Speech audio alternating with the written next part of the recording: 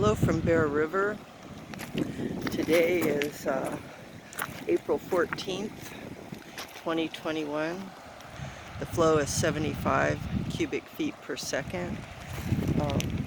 I contacted Director Peters, who contacted Chip Close, I think, who to find out what the water year type we had going, because that determines the flow.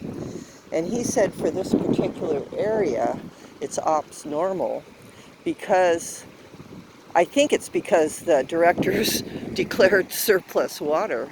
But anyway, in a normal year, the flow is to remain at 75 cubic feet per second with the old license. Excuse me. And so I think that's what we got going on right now. And I know it's precip's down, snow's down, everyone's crying about, oh gosh, it's dry, but I guess different areas are different, and they're getting specific to the areas. If you go by Smartville on the Yuba River watershed, then it's dry year, and in a dry year they can take it down to 40, I believe, which would be devastating for the fishery. So I'm hoping that it takes them a while to readjust so they don't devastate the fishery. Because originally, when this land was purchased by the Wildlife Conservation Board, the promise from the newly constructed Rollins Dam was a 75 cubic feet per second flow. That soon turned into a seasonal 75 cubic feet per second with a 40 cubic feet per second winter flow. And in a dry year, that can go down to 15, and the 75 can go down as well. But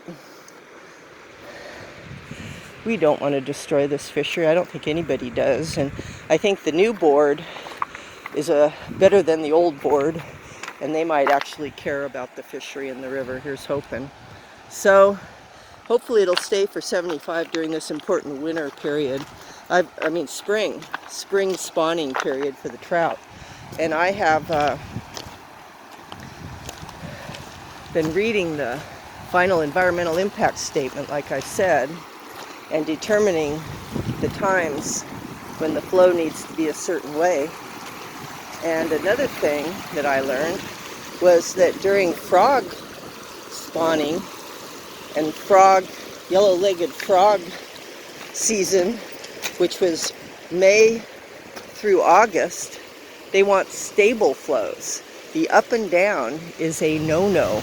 So we will be watching, we will be monitoring what's going on, because yellow-legged frogs are now listed as an endangered species. And there are yellow-legged frogs in Bear River, even here.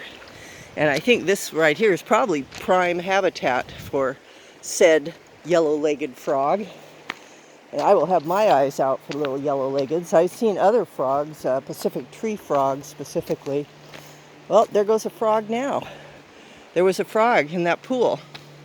So we are in frog habitat. There goes another one. Now, I don't know if his legs are yellow, but I'll try to zero in on him. Let's see. He's he's right the crux of that little limb thing. His eyes are sticking above the water. Right where that bottom big branch comes off, that twig. Now he'll move as I move in. Maybe he'll move enough where you can see him. I can't, oh, he's looking at us. He's swimming toward us. I don't know if you guys can see him, but he's actually floating toward us. And his little legs are spread out. That's him right there in the middle of the thing. Are his legs yellow? They're starting to look yellow. Here's a little frog living beside Bear River, and I think you can see him now. I can see him through the little screen. So this is a frog. His legs are light tan or yellow, and he is in this pool. Now I'm waiting for him to turn his little head, and then we'll see if he has the Pacific tree frog mark or if this is our guy. But he's a good-sized frog, and he's right here in the water. Hi, Mr. Frog. Thank you for being here and posing for us. You're extremely beautiful, and we feel very blessed to be able to see you. He's got spots on his legs and big old flippers. His underside is light, and under his arms looks real light. He's got real pretty eyes.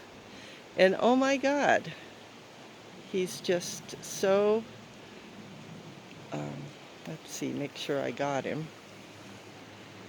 He's right here. Oops. Oh, there he goes. I lost my balance and he swam away. Okay, well, I couldn't spend any more minutes on Mr. Frog anyway. I hope you got a good look at him. Okay, on we go.